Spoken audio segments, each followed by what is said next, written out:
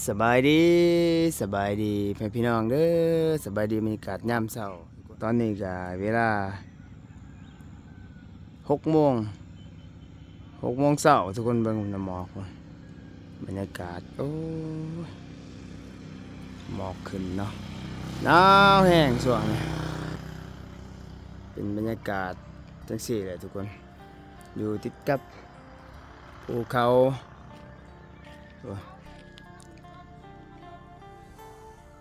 ทางนี้ก็เป็นภูเขาทุกคนคุณเบิ่งเดี๋ยวสิเดินทางไปยามแยงเนาะเฮาใส่ดักเอาปลาเอาหอยพี่น้องไปเบิ่งเป็นอะไรแน่เนาะฝากติดตามรับชมเป็นกำลังใจเบาเร่เด้อพี่น้องสบายดีสบายดีโอ้มาเลยมายามอันนี้เนาะมางวดนี่พี่น้องเบิ่งน้ำแห้งแล้วเป็นอะไรน้ำบกแล้วบัดนี้เมนฝนบ่ตกประมาณ5-6 วันเป็นทิศแล้วเนาะฝนบ่ตกน้ำบกเนาะเมนฝนบ่ตกน้ำบุกเบิ่งน้ำแห้งแล้วป่ะสิถือบ่บัดนี้คือสิแม่นรอบสุดท้ายแล้วบัดนี้ยามรอบสุดท้ายเพราะว่ามันสิเข้าฤดูกาลยามแล้งเนาะ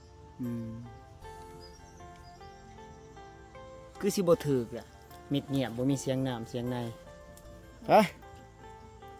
มื้อนี้ก็เข้าป่าพยายามแยงคือเก่าเบิ่งว่าสิได้หรือบ่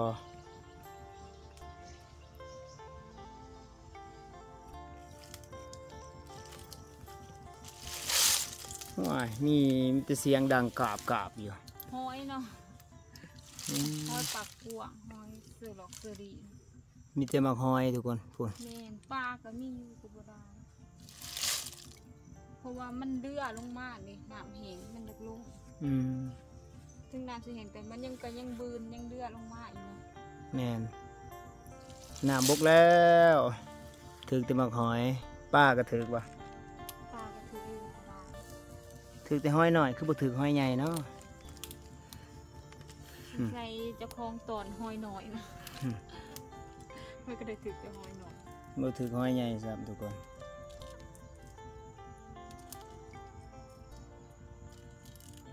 น้ำแห้งน้ำบกแล้วน้ำมันก็บกไว้เนาะเพราะว่าขั้นพ้นยุดตก3-2 มื้อมันก็แห้งเพราะว่ามันดมมันดมแบบมันก็เลยแต่ป่ามันก็ยังบืนลงอยู่นะ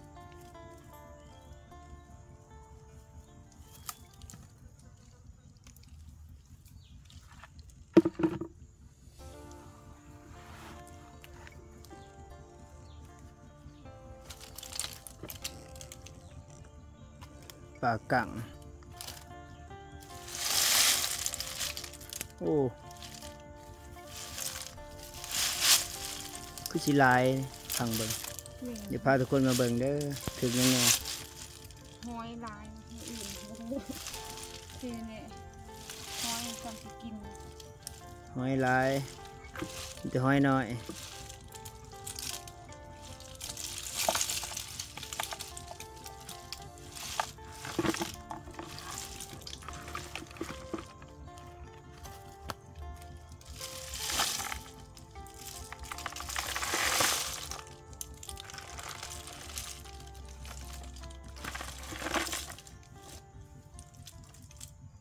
เขียนอะไร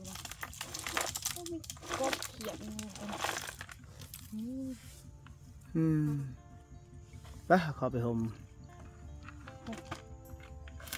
เขียนทางเกือบอะไรพวกกูเกือบเต็มขู่เขียดนะกบน้อยตายแล้วเนามัดไว้ก่อนนะเผื่อมันบืนลงมาอีกบ่บืนดอกบ่มีตัวน้ำสิบืนได้เผื่อกบเต็มถึงปลาหัก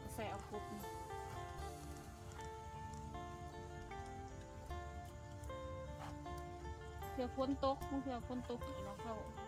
ดินเขาว่ามันมีพายุเขาที่สปาย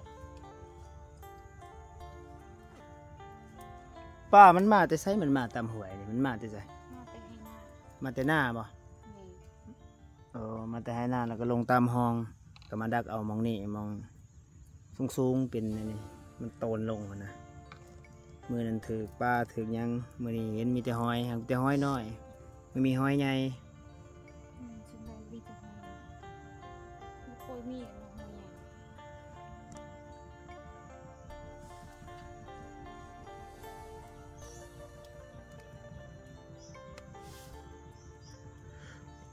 เฮ้ย แต่ว่ามันเหี่ยลงหนึ่งนะ ป่าปลาคอก็มีแต่ปลาคอน้อยๆอีกมีแต่น้อยๆนะคนห้อยก็น้อย เอามาอบกินอุ๊ย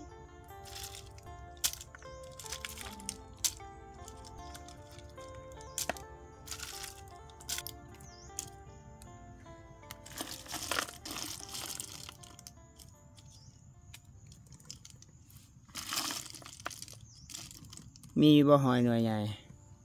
โอ้ฉันได้มีแต่มือนี่เนาะ บ่ถือป่าเนาะ โอ้ ถือแต่หอยทุกคนป่าบ่ได้แล้ว มาหักเอามาอบกิน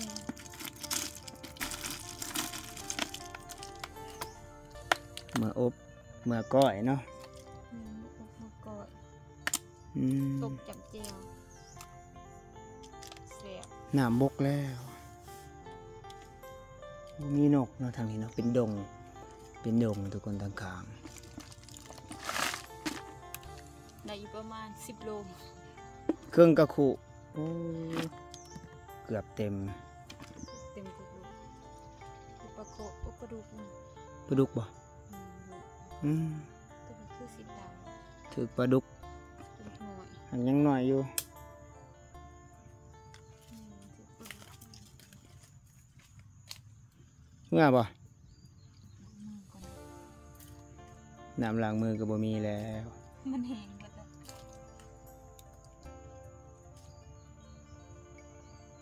มื้อนี้ก็เข้าป่าทุกคน มายามแยงถือแต่หอย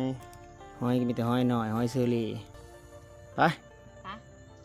กลับบ้านนี่ หอยเสรีบ่หอยอันนี้แซ่บเนาะ อืม แซ่บกว่าหอยเสรีอันนี้เขาห้องว่าหอยปักกวางเนาะ หอยปลากวางบ่ แม่นบ่แม่นหอยเสรีเนาะ หอยปลากวางหอยเชอรี่บ่แม่นอันเดียวกันบ่ โอ้ คนละหอยบ่ หอยเสรีมันสีขาวเนาะหอยปักกวางโตมันสีแน่นๆเนาะเวลาเราต้มมันสีแซ่บกว่ากันมันสิบ่มีข้าวคือหอยเสรีหอยเสรีมันอยู่ตามไหหน้าค่ะเวลาเขาล้างแห้งเมือกลายนี่ เออ หอยอันนี้มันสิบ่มีเมือกลายเท่าหอยเสรีมันเป็นหอยปักกวาง ป้าบ่ถือว่ะ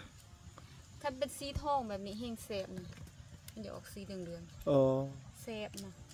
ก็หอยเสรีหน่วยดำๆค่ะบ่แซ่บนะอันนี้มันแซ่บหอยอันนี้ อืม เป็นหอยสีมันจะออกสีเหลืองๆขันหน่วยสีดำๆขันหน่วยดำๆเป็นหอยเสรีเนาะเพราะมันจะออกเหลืองสีเป็นหอยปักกวางถ้าปักกวางมันเป็นแซ่บนะ ไป ปากเนื้อ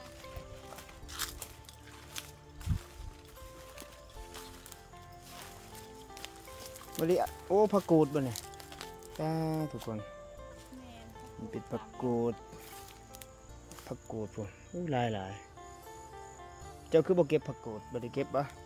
โบไปเก็บ อ๋อมีผักกูดผักน้ำหลายทุกคน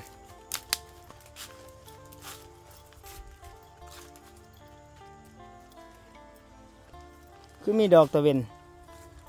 ดิทางขาง ดอกกระเว้นมันเกิดจากธรรมชาตินะ ดอกตะเวนป่าเนาะ นี่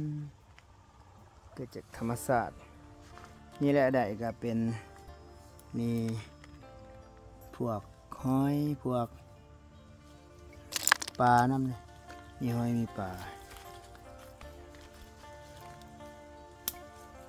เก็บบักเก็ตเมื่อก่อยหอย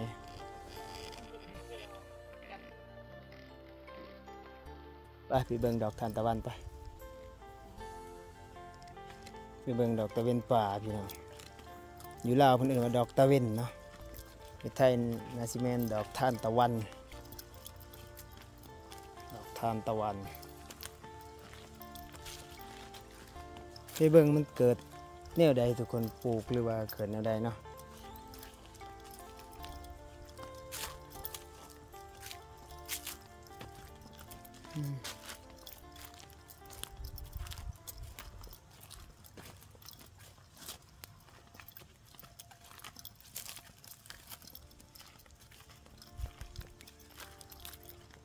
อ๋อเมืองเลยทุกคน แม่นเมืองเลย เมืองดอกทานตะวันงามแท้กินได้บ่ดอกอันนี้ โอ้ ดอกทานตะวันนี่บ่ได้เนาะ อะไร โอ้มีแต่สวยงามซื่อๆเลี้ยวเบิ่งฝุ่นเหลืองโอ้ยโอ้ กินอะไรโบไม่แนวกินมันเป็นดอกไม้ป่า เกิดเองเนาะดอกไม้ป่าแบบเกิดเอง แต่ว่ามันคล้ายๆคือกับดอกทานตะวันที่เขากินนะพี่น้องเป็นเม็ดเป็นเมล็ดนะอันนี้เรา กินบ่ได้ เพราะว่ามันเป็นดอกไม้ป่า เมนอันนี้เป็นเกิดจากธรรมศาสตร์เนาะแบบว่ามันมีแต่แต่หลังเดิมเลย เดือนหยังช่วงเดือนหยังแหละนี่เดือน11บ่ เมนมันเริ่มบานแต่ช่วงเดือน11จนหอดเดือน1เดือน2ประมาณนั้น โอ้เดือน11เดือน1เดือน2 แล้วก็เบิด มัน เนาะ ก็เบิดยามเพราะว่ามันเกิดช่วงเดือนนั้นอืมอู้หลายเลยเป็นแท้ทุกคนเพิ่นเบิ่ง นี่ว่าเฮาทางถิ่มเนาะเฮาเฮ็ดสวนเฮ็ดหยังเฮาก็ทางถิ่มเนาะถ้าแม่นจะสัตว์ถ้าแม่นเฮาบ่ทางแฮงเต็มหมดเลยเนาะ อ๋อคำบ่ทางแห่งหลายบ่ แม่นเฮาเฮ็ดให้เขาปลูกกระพงกาแฟ อืม ผักปลูกหญ้าเฮาก็ทางมันถิ่มเนาะอันนี้มันเหลือตามแต่อยู่ในบริเวณที่แคมหัวขนาดนั้น โอ้ตามแคมป์ซื่อๆเนาะ แม่น นี่พาทุกคนมาเบิ่งดอกทานตะวันป่าเมลีพี่น้องหลายคล้ายๆกับดอกทานตะวันแบบเฮาปลูกกินนะแต่ว่าอันนี้มันกินบ่ได้มันเป็นแบบของป่านะโอ้ช่วงนี้บ่ค่อยสบายเด้อทุกคนเป็นหวัด โอ้ยเพื่อโทษ FC หลายๆเป็นหวัดพี่น้องเป็นหวัด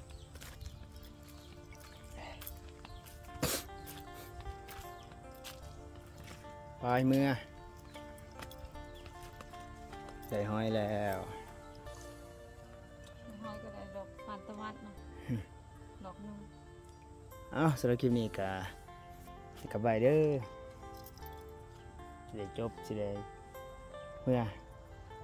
ไปติดตามคือเก่าให้กำลังใจเนาะไปสบายดี สบายดี